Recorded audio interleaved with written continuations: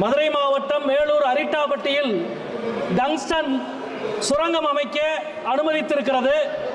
அந்த அனுமதியை ஏல உத்தரவை உடனடியாக ரத்து செய்ய வேண்டும் என்று கேட்டுக்கொள்கிறேன்.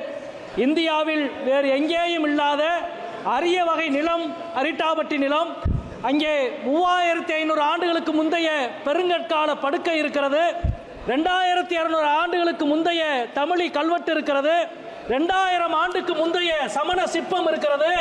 1600 ஆண்டுக்கு முன்பு முற்கால பாண்டியர் கட்டிய சிவன் குகை கோவில் இருக்கிறது. 800 ஆண்டுகளுக்கு முன்பு பிற்கால பாண்டியர்கள் அமைத்த ஏரி இருக்கிறது. வரலாறு முழுக்க தன்னுடைய மேனியில் வரலாற்று சின்னங்களை ஏந்தி இருக்கிற அரிட்டாபட்டியில் டங்ஸ்டன் சுரங்கம் அமைக்கிற ஒன்றிய அரசினுடைய முடிவு கைவிடப்பட வேண்டும்.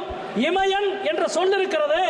இமயம் எப்படி இந்தியாவை காத்து நிற்கிறதோ அதே போல இமயன் என்ற சொல் இருக்கிற அரிட்டாபட்டி நிலத்தை நாங்கள் காத்து நிற்போம் என்பதை இந்த அவைக்கு நான் தெரிவித்துக் கொள்கின்றேன்.